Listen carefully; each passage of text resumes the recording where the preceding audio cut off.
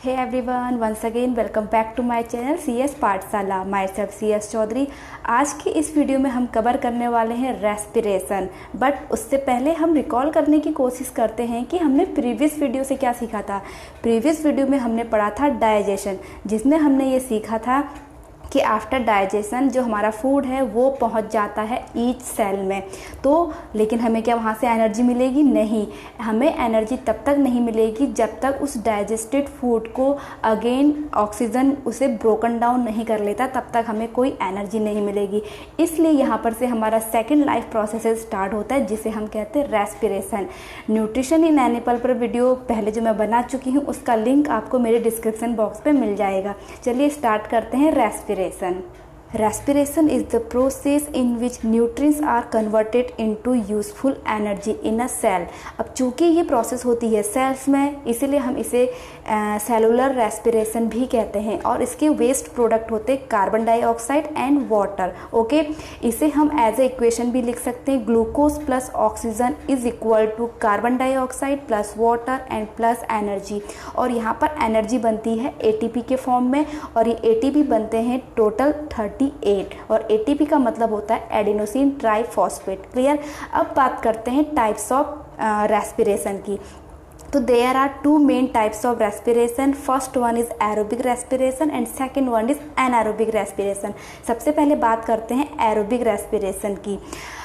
It is the process in which large amount of energy is released in the presence of oxygen. ये जो process होती है वो presence of oxygen में होगी, और इसे हम एज अ इक्वेशन समराइज कर सकते हैं, glucose plus oxygen is equal to carbon dioxide plus water plus energy. But यहाँ पर मैं एक चीज़ क्लियर करना चाहती हूँ, ग्लूकोज जब एंटर करता है सेल में और साइटोप्लाज्मा के कांटेक्ट में आता है तो वो ब्रोकन डाउन हो जाता है पायरुवेट में, और इस प्रोसेस को हम कहते हैं ग्लाइकोलाइसिस। फिर देन जो पायरुवेट होता है वो चेंज होता है carbon dioxide plus water and plus energy में। और ये जो प्रोसेस है पायरुवेट का कार्बन डाइऑक्साइड वाटर एनर्जी में चेंज होना, ये कहलाता है क्रेब्स साइकिल, और ये प्रोसेस होती है माइटोकॉन्ड्रिया में। क्लियर। ग्लूकोज का पायरुवेट में चेंज होना ये माइटोकॉन्ड्रिया पे नहीं होता, ये होता है साइटोप्लाज्मा में। और इसके एग्जाम्पल्स हो गए एनिमल्स, ह्यूमन बींग्स।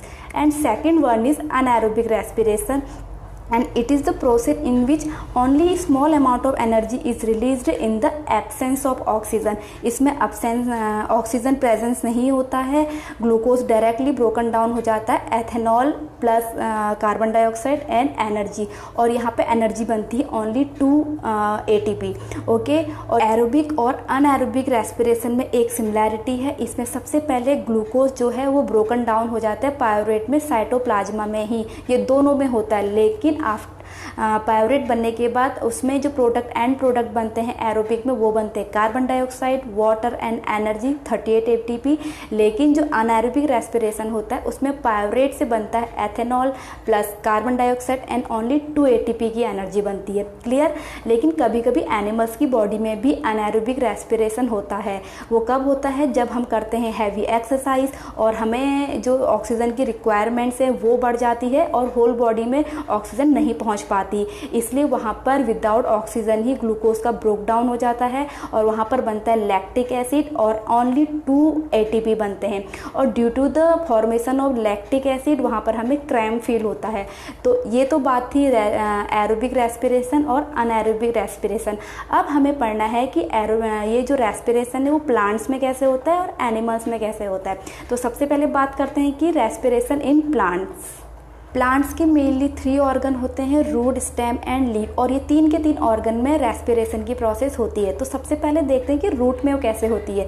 रूट में एक्चुअली प्रेजेंट होते हैं रूट हेयर, जो ऑक्सीजन को एब्जॉर्ब कर लेते हैं through the process of diffusion. Clear. अब बात करते हैं स्टेम की।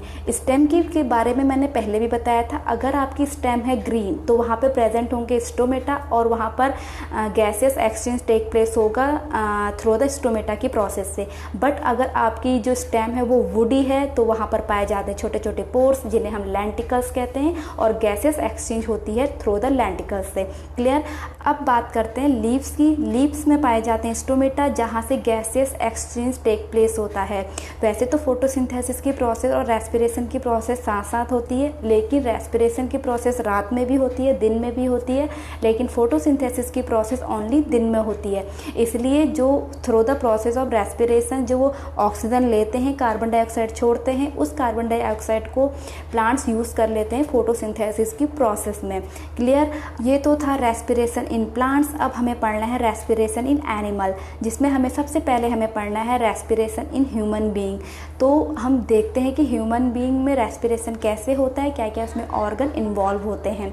तो सबसे पहले बात करते हैं ब्रीथिंग की। The process of taking air into and expelling it from the lungs is called breathing. और जो ब्रीथिंग होती है वो एक एवरेज पर्सन में होती है 15 to 18 पर मिनट, लेकिन जब हम हैवी एक्सरसाइज करते हैं ये बढ़कर हो जाती है 20 to 25 पर मिनट। ओके। अब बात करते हैं इनहेल और एक्सहेल की। इनहेल क्या होता है, ऑक्सीजन अंदर लेना from the atmosphere is called inhale. Okay. और एक्सहेल क्या होता है, कार्बन डाइऑक्साइड को बाहर छोड़ना कहलाता है एक्सहेल।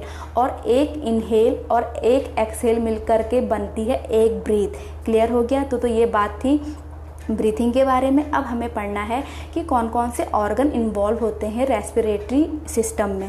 क्लियर। तो सबसे पहले हम जो एयर लेते हैं वो कहाँ से लेते हैं, नोज से लेते हैं। तो सबसे पहला ऑर्गन हो गया नोज। उसके बाद जो हमारी नसल पासेस है यहाँ से एयर जाती है हमारे फारिंक्स में। जो फारिक्स होता है यहाँ, उसके नीचे होता है लारिक्स। लारिक्स को हम जहाँ से हमारी आवाज़ निकल रही है उसे हम लारिक्स कहते हैं। उसके बाद हमारी जो एयर है वो चले जाती है ट्रैकिया में, जैसा कि आपको डायग्राम में भी दिखाई दे रहा है। जो रिंग्स टाइप का स्ट्रक्चर है उसे हम ट्रैकिया कहते हैं। और जब ट्रैकिया नीचे को बढ़ता है तो ये 2 लंग्स में डिवाइडेड हो जाता है और इन्हें तब हम कहते हैं ब्रोंकाई। क्लियर। और इसी ब्रोंकाई से मैनी टाइप्स की ब्रांचेस निकली हुई हैं, इन्हें हम कहते हैं ब्रोंक्यूल्स। क्लियर। और इन्हीं ब्रोंक्यूल्स के एंडिंग पार्ट में आपको बलून टाइप के स्ट्रक्चर दिखाई दे रहे हैं जिन्हें हम कहते हैं एल्वियोलाई। और इसी एल्वियोलाई से ही गैसेस एक्सचेंज होता है ह्यूमन में। क्लियर। यानी कि यहाँ पर से एयर चले जाती है ब्लड में। और फिर है हमारे रिब्स, जो हमारे इन सभी ऑर्गन को प्रोटेक्शन देते हैं। और ये होते हैं पेयर में 12। फिर होते हैं लंग्स। लंग्स होते हैं 2 पेयर में, जिसमें लेफ्ट लंग और राइट लंग। जो राइट लंग होता है वो एज कंपैरिजन बड़ा होता है लेफ्ट लंग से। राइट लंग में होते हैं 3 चैम्बर और लेफ्ट लंग में होते हैं 2 चैम्बर। और क्यों छोटा होता है, क्योंकि वहाँ पाया जाता है हार्ट। हार्ट के लिए भी स्पेस की जगह ज़रूरत होती है, जिस वजह से हमारा लेफ्ट लंग जो है वो थोड़ा छोटा पाया जाता है।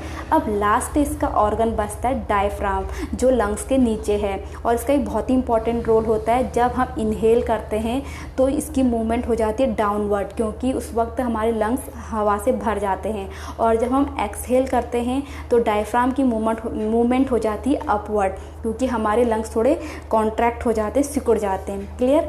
अब देखते हैं कि मैकेनिज्म होती कैसे है, क्या प्रोसेस होती है जब हम ऑक्सीजन लेते हैं और कार्बन डाइऑक्साइड छोड़ते हैं, इन दोनों के बीच में क्या प्रोसेस होती है। सबसे पहले हम इनहेल करते हैं, ऑक्सीजन लेते हैं। लेकिन मैं यहाँ पर एक बहुत ही इंपॉर्टेंट बात क्लियर करना चाहती हूँ, हम कभी भी प्योर ऑक्सीजन नहीं लेते, हम लेते हैं मिक्सचर ऑफ गैसेस। तो हम क्या लेते हैं, हम लेते हैं एयर, जो थ्रू द फारिंग्स लारिंग्स से होते हुए जाते हैं एल्वियोलाई में। और एल्वियोलाई में जाने के बाद through the process of diffusion वो ऑक्सीजन चले जाती है कहाँ, हमारे ब्लड में। तो ब्लड में एक पिगमेंट प्रेजेंट होता है जिसे हम कहते हैं हीमोग्लोबिन। और हीमोग्लोबिन की जो एफिनिटी होती है वो ऑक्सीजन के साथ काफ़ी अच्छी होती, तो वो उसके साथ बिंड हो जाता है। और उसी की हेल्प से जो ऑक्सीजन है वो होल बॉडी पार्ट्स में पहुंच जाती है, ईच सेल में पहुंच जाती है। ओके। और जहाँ पहले से ही प्रेजेंट था ग्लूकोज, और ग्लूकोज साइटोप्लाज्म में किस में चेंज हो गया था, पायोरेट में। और वो कहाँ पहुँच गया था, माइटोकॉन्ड्रिया में। इसलिए जब ऑक्सीजन सेल के अंदर जाता है, माइटोकॉन्ड्रिया में जाता है, तो पायोरेट को ब्रोकन डाउन कर देता है carbon dioxide, water and energy में। और एनर्जी में यहाँ पर बनती है 38 ATP। जो स्टोर हो जाती है। बाकी जो वेस्ट प्रोडक्ट बचा कार्बन डाइऑक्साइड एंड वाटर, तो वाटर जैसे स्वेटिंग होती है ये ऐसे बाहर आ जाता है, और जो कार्बन डाइऑक्साइड है वो फिर से ब्लड में आ जाती है और सर्कुलेट होते हुए पहुंच जाती है लंग्स में, और उसको हम क्या कर देते हैं, एक्सहेल कर देते हैं। ओके, तो ये तो होल प्रोसेस थी रेस्पिरेशन की। अब यहाँ पर मैं थोड़ा एटीपी के बारे में बताना चाहूँगी।